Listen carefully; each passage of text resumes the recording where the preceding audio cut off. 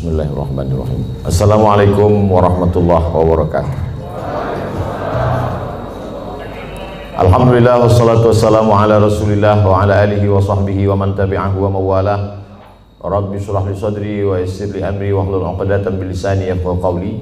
Yang sama-sama kita hormati Bapak Dewan Komisaris Bank Sumut, Bapak-bapak Direktur Bank Sumut, karyawan, pegawai, tak dapat saya sebut satu persatu. Insyaallah kita semua dimuliakan Allah Subhanahu wa taala. Amin ya rabbal alamin. Anak raja naik sampan, baju bagus bukan untuk pamer.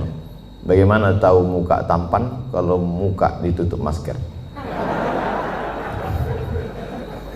Itu pantunnya baru dapat aja tadi. Jadi sekarang ini banyak orang yang galau, yang tak punya duit galau, yang punya duit makin galau.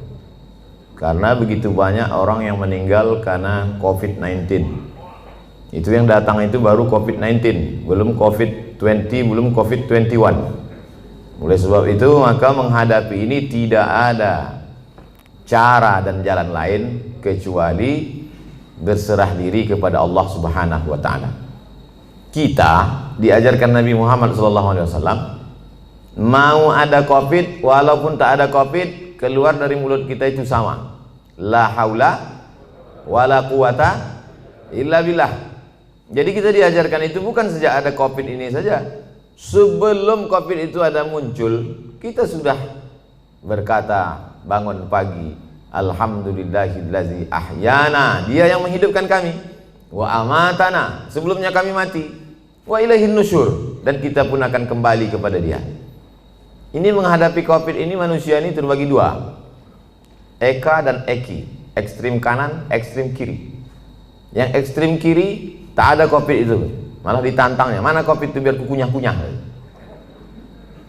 Yang satu lagi pula amat sangat ketakutan COVID, semua dicuci, semua cuci, wali ke rumah semua cuci tangan sampai, saking seringnya cuci tangan sampai nampak contekan waktu SD dulu. Ada yang mengirim gambarnya ke saya.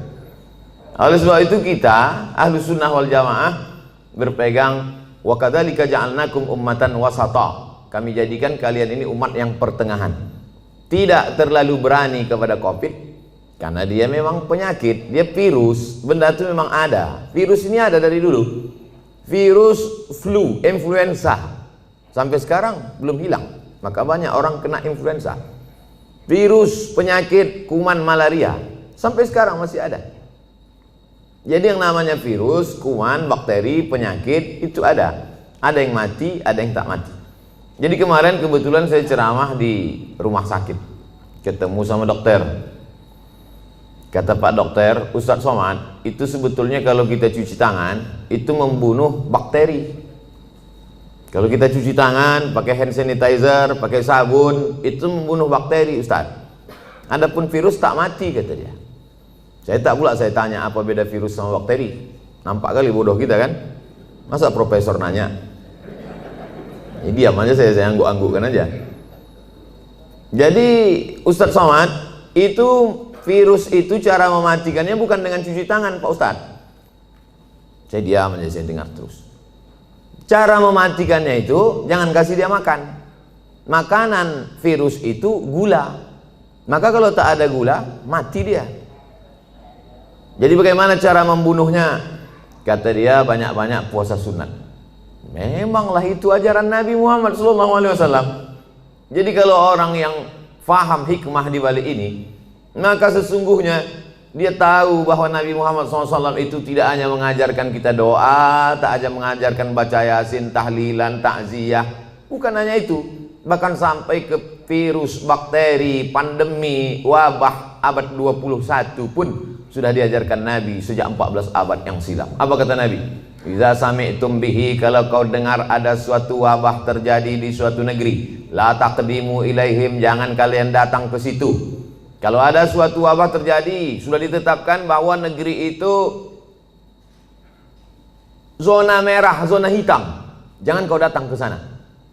Wa idza waqa'tum bihi, kalau di kampung halamanmu terjadi suatu wabah pandemi, la takhruju firaram minhu. Kalau kau dengar ada suatu wabah terjadi di suatu negeri, jangan kau datang ke sana.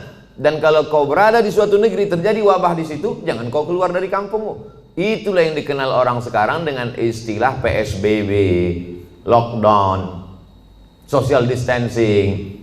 Bahkan kemudian beberapa negeri kota sampai dikepung, tak boleh keluar, polisi tentara dikerahkan. Sudah diajarkan Nabi SAW 14 abad yang lalu. Bagi yang belum kena, amalkan ini. Bagi yang sudah kena, mati dia. Nabi mengeluarkan statement sabda.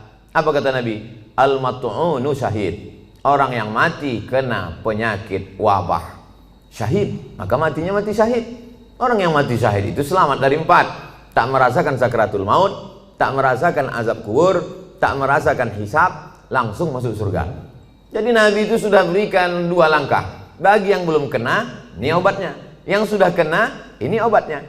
Maka keluarga tak terlalu bersedih hati. Kenapa? Karena saudaranya, keluarganya, bapaknya, ibunya, anaknya, neneknya, keponakannya, jirannya, sahabatnya itu meninggal dunia dalam keadaan syahid. Dan bagi yang masih hidup, kita diajarkan untuk melakukan langkah-langkah social distancing, protokol kesehatan. Makanya saya tak berani kalau ceramah tausiah di tempat yang tak bisa dibuat protokol kesehatan. Nah, adapun di sini bisa Ustadz nanti di Bang Sumut, nah kita tengok dulu ada tak protokol kesehatan. Ternyata lengkap semuanya. Begitu datang tak bisa dikenali mana direktur, mana, sama semua mukanya, tutup muka. Biasa dulu saya ke Medan ini disambut dengan tola al-badul alaina, solawat, salatullah, salamullah. Tapi begitu datang sini tidak, begitu datang langsung tembak. Masih syukur segan dia tak tembaknya kening tangannya. Kalau tempat lain langsung pang. Habis itu tempat duduk berjarak, pakai masker. Artinya apa? Kita tidak terlalu cemas sekali, tapi kita juga tetap menjaga ini. Jangan terlalu takut kali, jangan pula terlalu berani kali. Nah, kita tetap macam biasa aja. Coba kalau kita terlalu cemas, terlalu takut, terlalu ngeri, iman kita jatuh, imun kita turun, di situ dia masuk.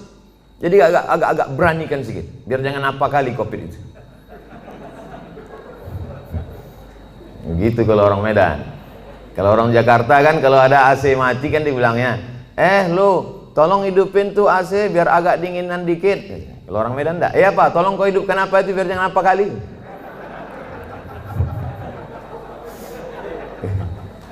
Bapak Ibu yang dimuliakan Allah Subhanahu wa taala. Qul, katakanlah, lan yusibana illa ma kataballahu lana. Tidak ada yang menimpa kita kecuali sudah ditetapkan Allah taala untuk kita. Itulah rukun iman yang keenam. Percaya kepada Allah, percaya kepada malaikat, percaya kepada kitab, percaya kepada Rasul, percaya kepada hari kiamat, percaya kepada takdir baik dan takdir buruk.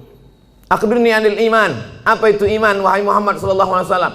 Antu'mina billah wa malaikatihi wa kutubihi wa rusulihi wal yaumil akhir wa biqadri khairihi wa syarrihi. Percaya kepada takdir baik, takdir buruk. Tapi ini masalah takdir ini kita mesti dalam menyikapi takdir kita ada al-kasbu wal ikhtiar, ada usaha. Dengan penuh kesadaran kita tak pakai masker, tak social distancing, tidak cuci tangan, tidak pakai hand sanitizer, itu bukan tawakal. Itu bodoh yang terlalu diperlihatkan. Kalau bodoh sendiri aja, jangan ngajak-ngajak orang. Oleh sebab itu maka kalau sudah kita berusaha kena juga, berarti itu takdir. Ada takdir, ada hukum sebab akibat.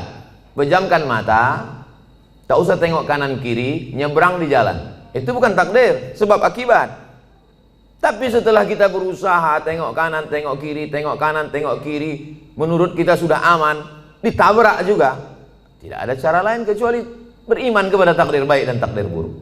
Itulah beda Jabariyah dengan Ahlus Sunnah. Jabariyah itu halul bid'ah, kelompok ahli bid'ah. Kenapa disebut bid'ah? Karena dia membuat-buat ajaran yang tidak diajarkan Nabi Muhammad SAW.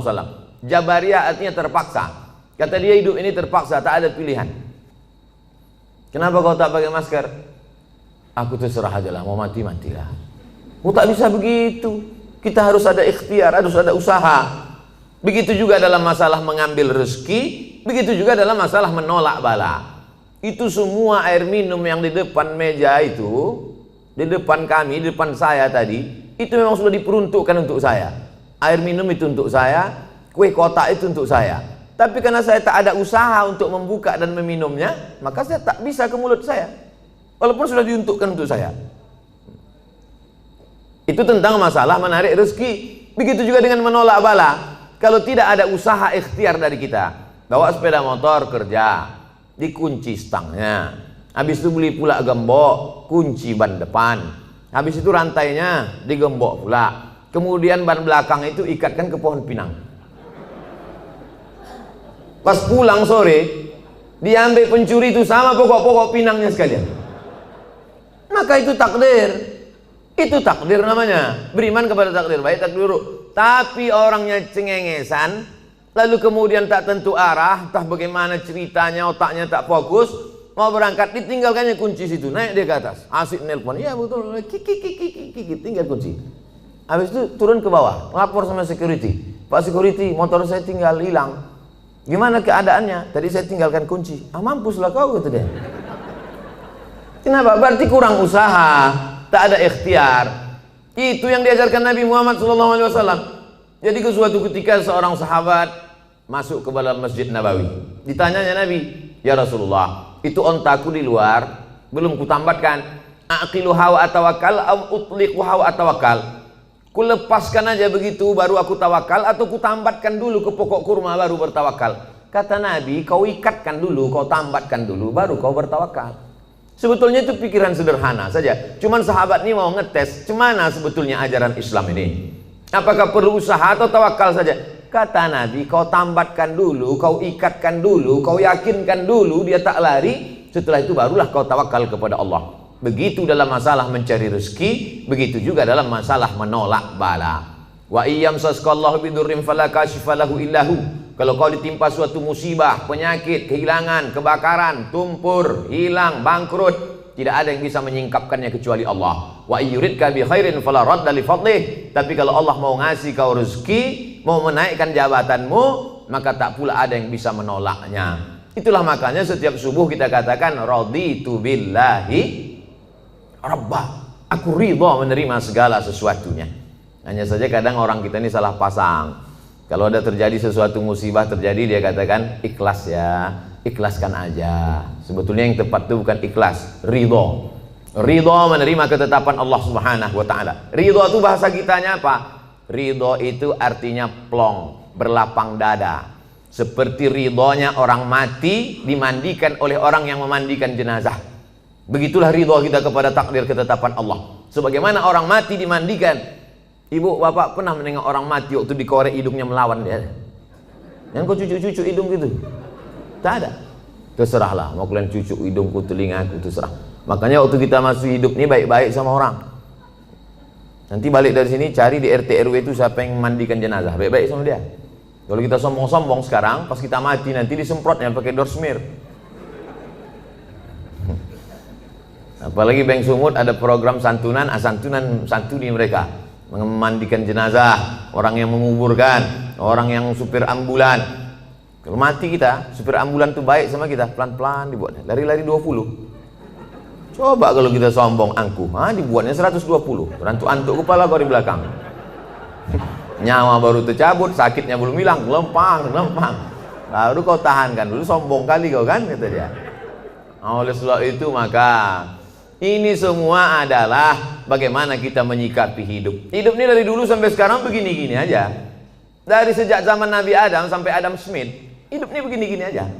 Yang kaya sombong, yang punya jabatan sombong, orang miskin susah melarat, mau mati aja bawaannya. Jadi tinggal kita bagaimana menyikapi hidup. Dulu yang hidup di Medan ini datuk nenek moyang kita. Habis masa mereka datanglah masa ayah emak kita. Habis masa mereka sekarang masa kita. Ini sedang hijau-hijaunya ini. Ibarat baru bertunas hijau, berbatang, mekar, berputih, berbuah, kuning, layu, mati.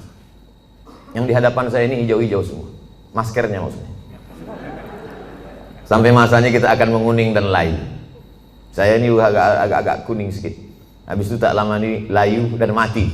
Kemudian datang masa anak kita. Hidup ini singkat Bapak Ibu.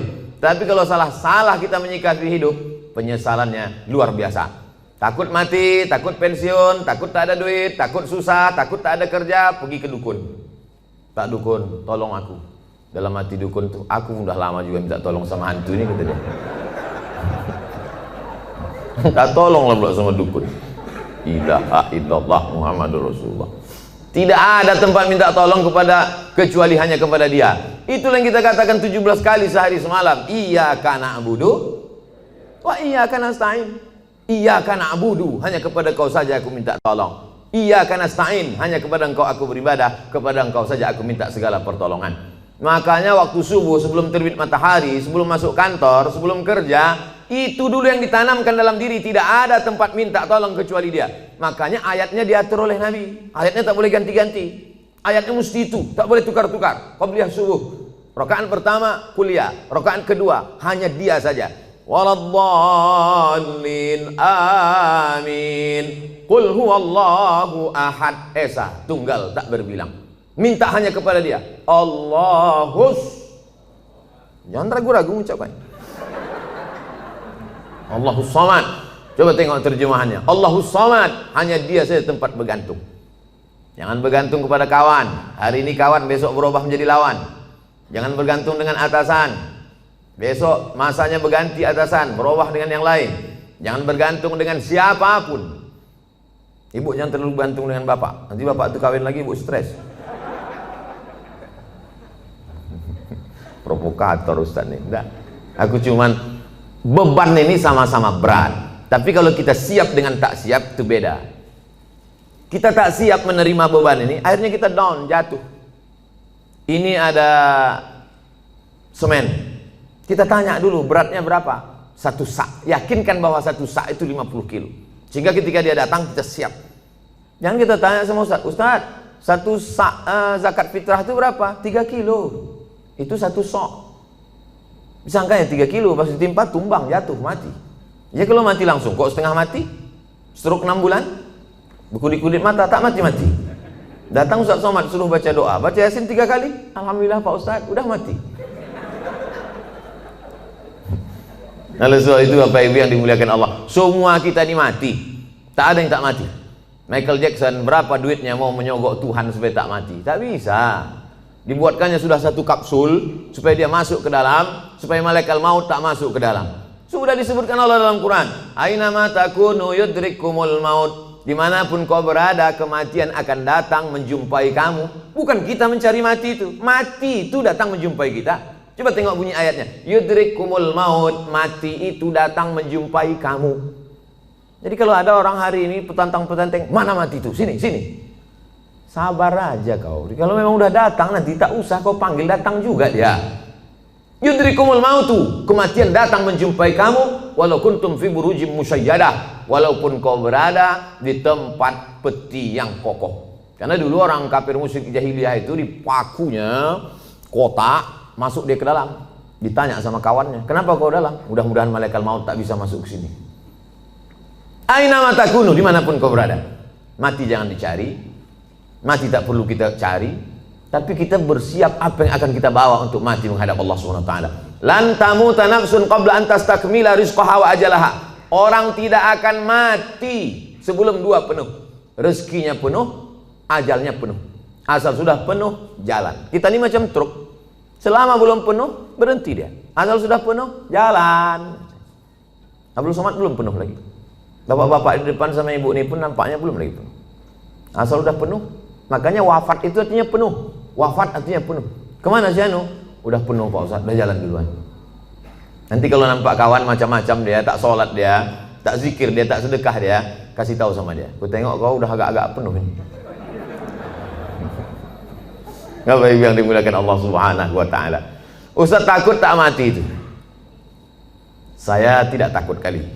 Cuma agak takut juga sedikit. Semua hidupnya sudah saya rasakan. Disambut oleh orang-orang besar, hebat-hebat, sultan-sultan, raja-raja, udah menteri-menteri, udah. Disambut pula sampai ke hutan belantara, sampai tak ditegur orang, sudah. Masuk saya ke dalam hutan-hutan, satu pun tak ada menegur, tak ada yang kenal. Jalan saya cuek aja dia. Bapak, kata saya, kata dia. Pernah, macam-macam. Ceramah diundang orang pakai mobil mewah, pernah. Ceramah diundang pakai mobil sayur, pernah juga. Kalau pakai mobil mewah itu kita dijemput orang, buka kan kacanya, jalan ya. Begitu sebut pakai mobil sayur, baru gini mati mesin.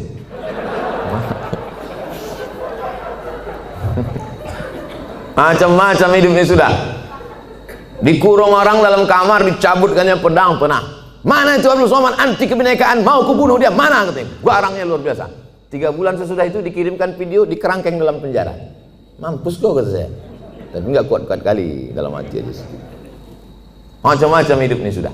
Titel sudah, LC sudah, MA sudah, doktor sudah, profesor sudah. Tinggal satu lagi, almarhum. Nah oleh sebab itu mati ini, dulu saya berpikir bahwa mati itu 63 tahun, mesti macam umur Nabi Muhammad SAW. Ternyata kawan-kawan, saya pejamkan mata, si Anu kawan kuliah saya meninggal, si Anu kawan saya dulu SMA meninggal, si Pulan kawan saya dulu sama-sama SD, sama-sama cabut kami, sama-sama mandi di sungai, meninggal. Jadi kita kalau nengok orang meninggal itu jangan tengok yang tua-tua. Itu kekeliruan kita. Nengok orang meninggal yang ubannya banyak, sehingga habis itu kita nengok di kaca, ah masih 3, masih lama lagi. Malaikat maut menengok orang mati itu, mencabut nyawa itu tidak menengok ubannya. Berapa banyak orang yang beruban tak mati-mati? KPU, kepala penuh uban. Mau nanti waktu sebelum diupload dibuang nih, tersinggung KPU dituntutnya berasa.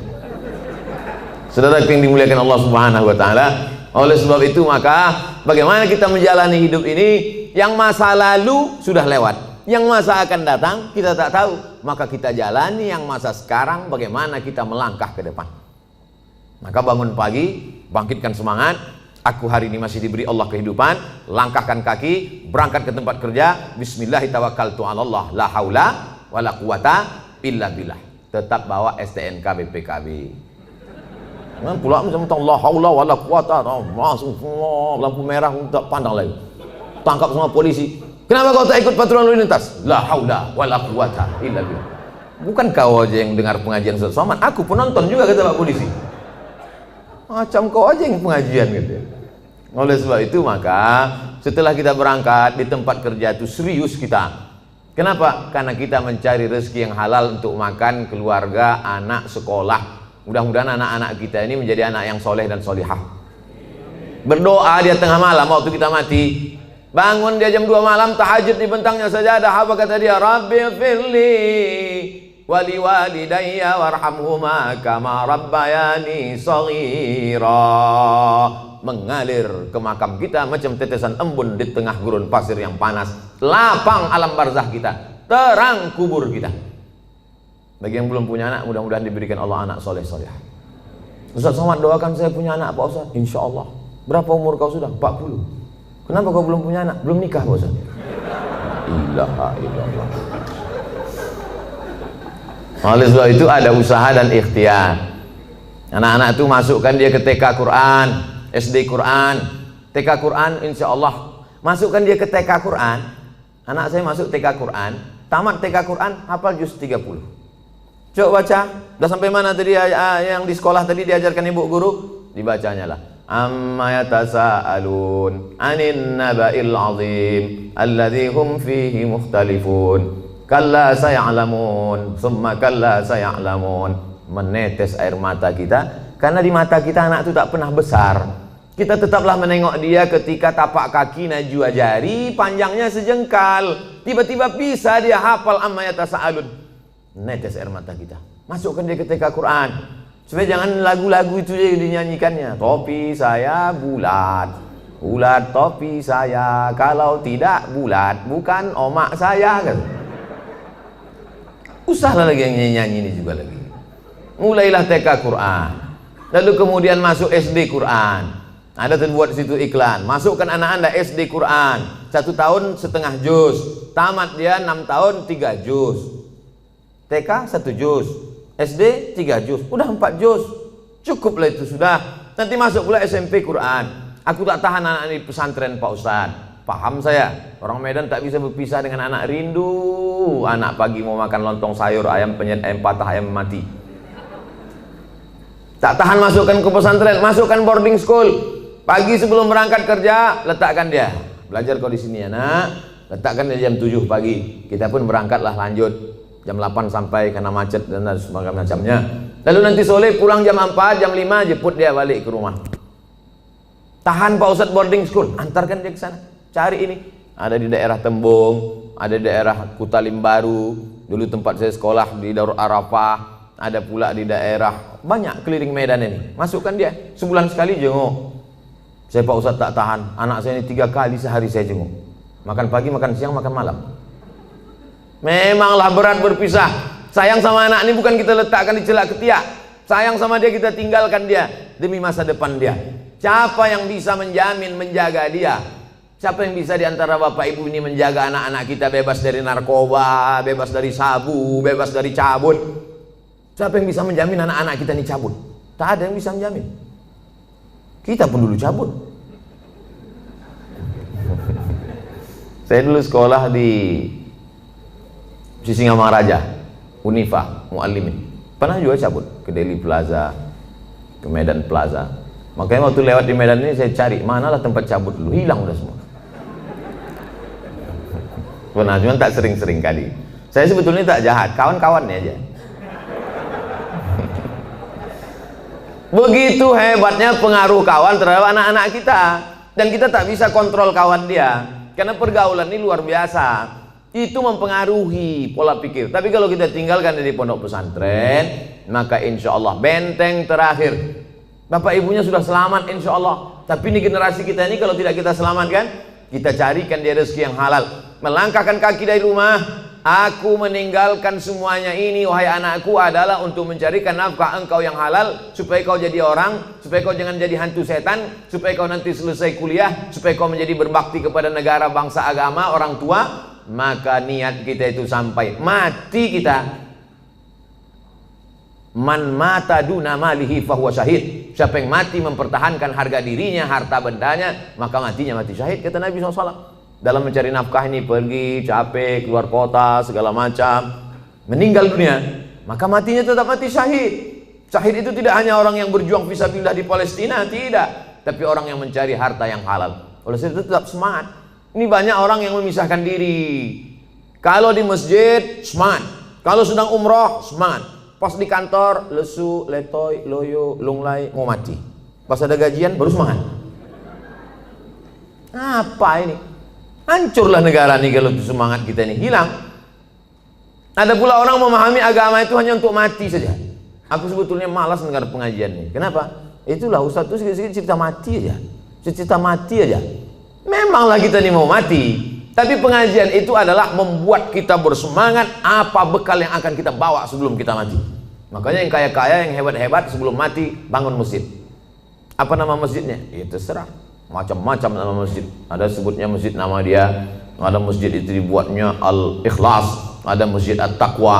Tadi subuh kami pengajian di masjid Jami'atut Taqwa, tinggi hampir 2 meter. Kata panitia pembangunan masjid, ini Pak di bawah ini tanah. Enggak, dicor semuanya, entah berapa molen kata dia. Hebat betul. Tak ada lagi tanah di Medan. Banyak betul duit orang Medan. Di mana-mana masjid pakai timbun tanah liat, tanah merah. Dia enggak, pakai cor. Artinya apa? Luar biasa kemampuan orang. Harus ada tekad dalam hati yang punya duit. Sebelum aku mati, aku bangun masjid. Tapi tak perlu pula kita buat di update status. Sebelum mati, bangun masjid. Like and share. Paling tidak kita dalam hati kita, tekad kita. Tak sanggup saya bangun masjid Pak Ustadz. Saya ini tak bisa bangun masjid Pak Ustadz. Bangun rumah saya aja 3M. Wah, banyak kali duit kau. 3 kali minjam Pak Ustadz. Kalau tak sanggup semua, jangan tinggalkan semua. Datangi ketua pembangunan masjid. Aku tak sanggup Pak kalau untuk bangun masjid, tapi ngasih pintu kosen bisa. Ini ku kasihkan kipas angin. Ini aku kasihkan meja untuk pengajian Ustadz. Ini ku kasihkan kursi khusus. Ini kursi Pak untuk wakaf di masjid ini. Mantap kali kursinya. Ini kalau pas Ustadz Somad aja datang ke Medan. Ustadz lain jangan. Jangan begitu. Semua dipakaikan. Itulah yang akan kekal abadi. Ini kadang banyak orang ini mau numpuk-numpuk. Mobil, motor, rumah segala macam. Pas mati habis, tinggal semuanya. Hidup kita ini macam mimpi Bapak Ibu.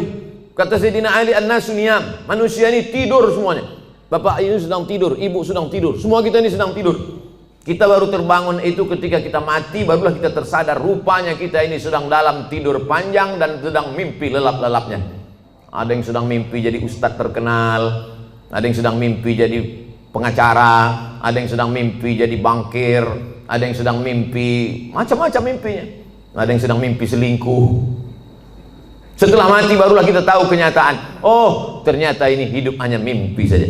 Siapa yang paling mulia di antara kita nih kalau mati nanti menghadap Allah? Tak ada jaminan Ustaz Abdul Somad lebih mulia, tidak. Apakah Bapak Dewan Komisaris, Bapak Direktur lebih mulia? Belum tentu, belum jaminan. Tapi paling tidak mereka di dunia pernah mulia. Di akhirat mudah-mudahan mulia. Jangan sampai di akhirat tak mulia, di dunia sengsara. Nauzubillah. Makanya doa kita diajarkan Nabi, Rabbana atina fid dunya hasanah wa fil akhirati hasanah. Makanya waktu tawaf itu Rabbana atina fid dunya hasanah wa fil akhirati hasanah wa qina azabannar. Rabbana atina fid dunya hasanah. Ada pula bapak-bapak satu-satu lagi, Rabbana atina fid dunya hasanah wa fil akhirati Fatimah. Itu yang ngasih bimbingan manasik haji saya tahun 92 dari embarkasi Polonia Medan. Saya berangkat bulan Mei 1992 dari embarkasi Polonia Medan. Belum ada Kuala Namu lagi waktu itu. Lalu kemudian datanglah Ustadz, lupa saya nama Ustadznya, ngasih manasik haji. Dia yang cerita itu. Ada jamaah haji dari Medan, kata dia berdoa di samping Ka'bah, Rabbana atina fid dunya hasanah wa fil akhirati Fatimah. Dipanggil sama Ustadz. Kenapa kau sebut Fatimah? Kalau ku sebut dua kali hasanah, marah Hasanah. Biniku yang kedua Fatimah. Itulah pentingnya kita paham apa yang kita doakan ini. Artinya semangat saja tak cukup. Kita mesti berdoa kepada Allah Subhanahu wa taala. Allah itu suka kita meminta, kata Nabi, sisa'an alih. Walaupun ketika selapmu, sendalmu putus. Pas mau masuk masjid, pakai sendal, putus dia, berdoa, ya Allah, putus sendalku ya Allah. Allah suka kali menengok kita mengadu kepada Allah. Minta sama Allah, meleleh air mata kita kepada Allah. Ini banyak sekarang orang tak mau lagi berdoa, sombong. Assalamualaikum warahmatullahi wabarakatuh. Assalamualaikum warahmatullahi wabarakatuh. Assalamualaikum warahmatullahi wabarakatuh. Langsung buka HP. Tengok dari belakang macam kusuk berdoa. Pas depan Romi megang handphone. Kau kenapa tak berdoa? Alah, yang lama aja belum kabul, ngapain tambah lagi? Ini orang, astagfirullahaladzim. Oleh sebab itu saya tetap berdoa. Sebelum berangkat dari kemari berwuduk dulu. Bukan mau sholat, enggak. Sholat sudah jamak, tadi jamak takdim. Zuhur dengan asar, ditarik asar ke zuhur. Tapi saya akan menghadapi hamba-hamba Allah. Ya Allah, yang mau ku hadapi ini nanti hamba-hamba Allah semua. Yang saya hadapi ini hamba Allah kan? Ada juga hamba setan sekarang. Menyembah Nyi Blorong, Nyi Loro Kidul, menyembah hantu tuyul, menyembah begu ganjang. Yang kita sembah ini Allah. Ya Allah, yang mau ku hadapi ini hamba Engkau ya Allah. Bajunya aja macam-macam. Ada bajunya komisaris, ada bajunya direktur, ada bajunya security, ada bajunya pegawai, ada bajunya office boy, ada bajunya karyawan. Bajunya aja beda, isinya sama. Semua ini isinya sama. Kalau dibelah keluar urat, keluar darah. Ada di antara nih kita nih kalau dibelah keluar kabel. Nah, ada. Sempat ada di sini dibelah keluar kabel, dua kemungkinan. Kalau tak Robocop, Transformer. Nggak ada. Selama masih ada kulit, ada darah, ada daging, berdetak jantung, berarti jantungnya. Semua kita nih casingnya aja macam-macam, jantungnya sama. Makanya saya kadang dikritik jamaah, Ustaz ceramah bajunya itu terus, pakailah baju lain. Saya pakai baju. Batik dari mana tuh Pak Ustaz? Batik Tapanuli Selatan. Mereknya Pak Ustaz Casio, dikasih orang. Saudara yang dimuliakan Allah Subhanahu wa taala. Baju kita aja, casing kita aja yang beda. Isinya di dalam sama, tetap jantung tuh yang berdegup, yang berdetak. Berdegup, berdetak. Begitu kalau orang kerja di bank. Kalau orang utang nasabah baru agak kencang sedikit.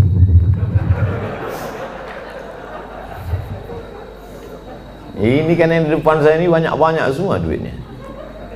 Tadi pagi, tadi malam kami makan sama Ustaz Somad, orang yang paling banyak duit di Sumatera Utara, inilah dia. Semua duit orang Sumatera Utara dia megang. Masya Allah, tapi duit orang.